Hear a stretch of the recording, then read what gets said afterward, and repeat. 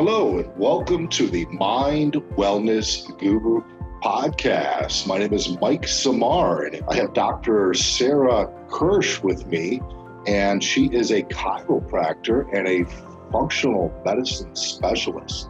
So I'm very excited to have you. Welcome, Dr. Kirsch. Thank you. Thanks for having me. Just tell us a little bit about you, kind of where you're originally from and how you got into the field.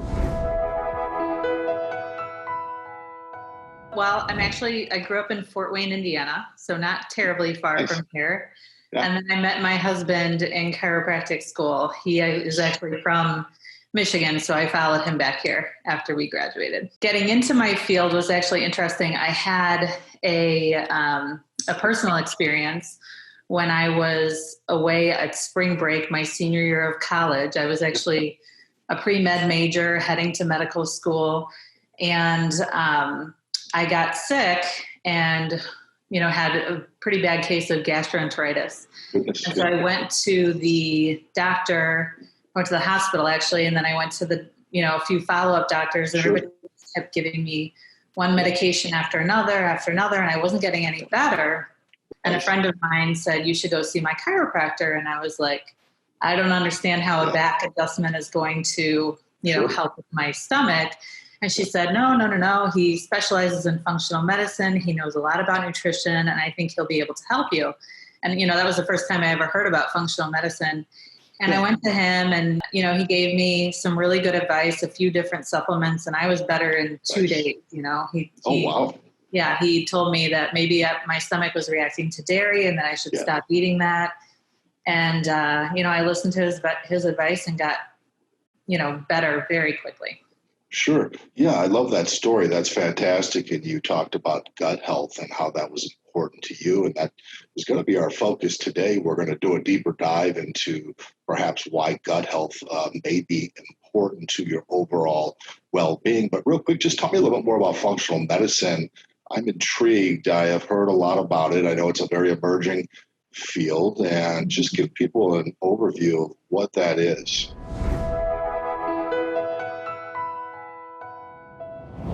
Functional medicine, from my perspective, is shifting the focus away from the disease and towards the person or the patient in front of you. And so it's more of a patient-centered model.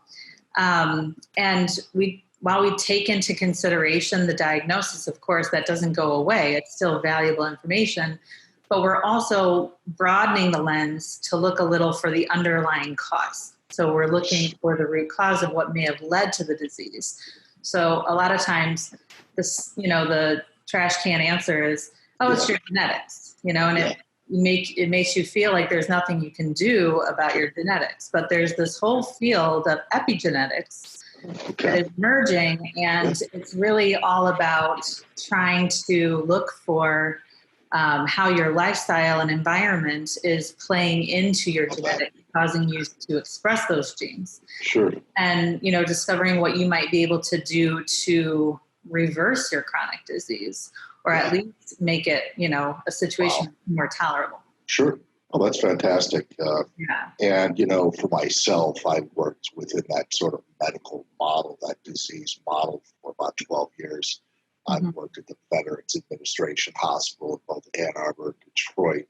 And, my experience was very similar in the respect that oftentimes, we get so focused on outcomes and, we lose sight of the person, the human being that's sitting in front of us. And so that's why, obviously, I moved on to open my own, kind of wellness practice, was to focus more on getting down to the root cause stuff. And so I love how you talked about that and, really getting down to some of these underlying issues like gut health. Right. Why should people pay attention to gut health? Why is it important? I always like to start with just talking in general. What does a healthy gut do for you? So you've got nutrient absorption, which is, where we get all the nutrients, the vitamins, the, carbohydrate protein, fat, which are all the building blocks for all these chemical reactions that are occurring inside of our body all the time to keep us going. And so, absorbing your nutrients from your food, being able to first digest the food well, to break it down small enough to be able to absorb those small particles that we get out of our food is one of the most important things that our body needs, right? And then in addition, we have the other functions of the gut, like our good bacteria, our probiotics, which I'm sure we're going to talk about, are responsible for helping us make some of the vitamins, like B vitamins that we need. They also play a role in making neurotransmitters such as serotonin and GABA, which are really important for our mental health as well. Is that why just stop you for a second, is that why they call it the second brain? Yes. Gut? Yes. Okay. There's a huge connection between your gut and your brain, functioning in harmony together or not working well together. But that's a big part of it. And then in addition, about 80% of our immune system actually resides within our gut. And so a lot of people don't think about how their gut health might be tied to the fact of why they're getting sick over and over. And then lastly, our gut is also responsible for waste elimination. Like we know that going to the bathroom is getting rid of waste, but we don't often think about what is in that waste. So toxins that we're introduced in our environment, from foods that we're consuming, or even just products of general metabolism. So breaking down hormones, for example, we do that in our gut and we eliminate them. And if we don't eliminate them, in other words, if you're constipated and not going to the bathroom, or your gut isn't functioning properly, then you're not going to be getting rid of the toxins. They're just going to be, pushed into the tissues where they can cause more problems. Yeah. So really, if we are not maintaining a healthy gut ecosystem, it could just have a ripple effect. It can affect our health in a variety of different ways. How does somebody know if they're dealing with intestinal permeability? Are there any signs and symptoms to that? The most common things that I hear are just bloating, chronic, cramping, pain, and then, going back and forth or even sticking with one or the other between constipation and diarrhea, heartburn, so just these chronic digestive symptoms tend to, open my eyes. Whenever I see that, I think, you could definitely be dealing with leaky gut. We need to work on that. Absolutely. Now, what are some practical tips you would give people who are listening out there on taking care of their overall gut health?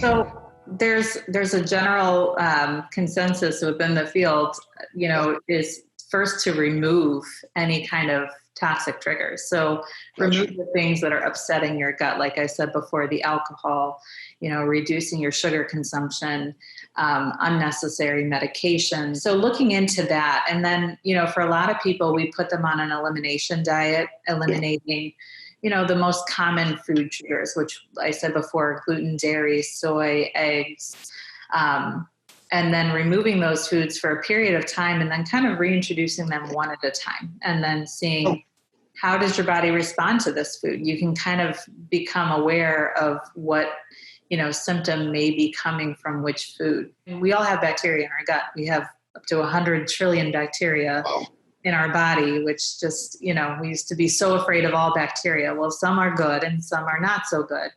And so whichever ones are dominating within your gut can also be responsible for some of your reactions. And so they've found that, bad bacteria that we don't want, colonizing in our gut feed off of bad foods. So bad sugars, trans fats, all these foods that we shouldn't be feeding ourselves. Whereas like the good bacteria or the probiotics are the ones that we want to feed the good fibers or the prebiotics. And so probiotics are actually the bacteria. Prebiotics are what we should feed the bacteria so that they can grow and flourish and live happily with it. Yeah, I was always wondering what the difference between the two are, because everybody's talking about these now. And I don't know that we always, understand what the difference between the two is. And I think you really helped to clarify that. But the question I think that always comes up is, when should I be taking a probiotic or should everybody be taking one? Because I've heard people say, well, maybe you should take a probiotic after a round of taking antibiotics or something of that nature. But, when should folks take it? Should everybody take them? Or, kind of how does that work? If you take an antibiotic, you do have to kind of work to reestablish. So like in a good probiotic, you might have 25 billion colony forming units, right? Okay. You would take that in a pill, that would be a therapeutic dosage. Whereas like you might only get like 1 billion or 2 billion or 3 billion from a serving of yogurt. You can get a little more specific with it on certain colonies being better for certain conditions. But in general, I would recommend that most people try to get it from food. And if you have to take an antibiotic, then to follow up with a good probiotic supplement for a few months. I do want to parlay that into talking about your work with the classroom. I am super intrigued by that. I think you have a wonderful concept. And, something I saw on your website that really struck me, it said, medication through food and movement. And that's so cool. Talk more about that. What does that mean? Thank you. It's exciting. It's a shame that we've had to shut down due to the current situation in our country and in the world right now. Right. Absolutely. We were very excited to be getting a classroom going because I spend so much time with the patient on their issue that I don't often have time to help them then take that information home and implement it into their life. And so I started working initially with a health coach, and it's really good. It's like getting a personal trainer for your lifestyle choices, right? So for your diet and your lifestyle. Awesome. But then in addition, some people, it's unaffordable for them to take that, it's like people can't afford a personal trainer. So what do? You go to a group exercise class. Sure. And so that was kind of like the idea behind the classroom is that we have so many people that need to hear the same thing, and then also the camaraderie that you get from realizing that other people are struggling with the same things that you're struggling with. Oh, that's so cool. Yeah, sign me up. I'll be showing up as soon as you roll those out. And I agree. I think it's those simple, practical steps that people really connect with. Now, if you were to kind of wrap this up and put a bow on it, what sort of parting thoughts would you want to leave people with today?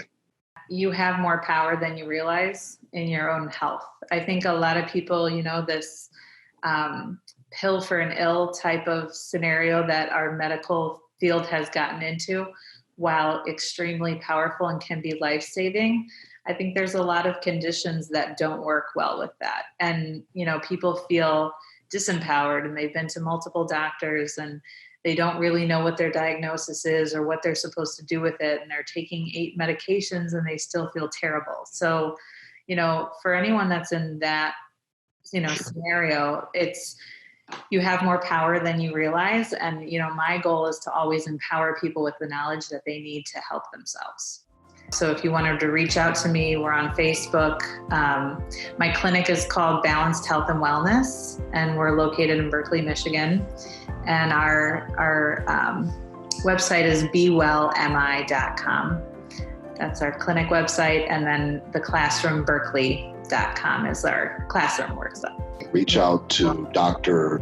Sarah Kirsch, our functional medicine guru today.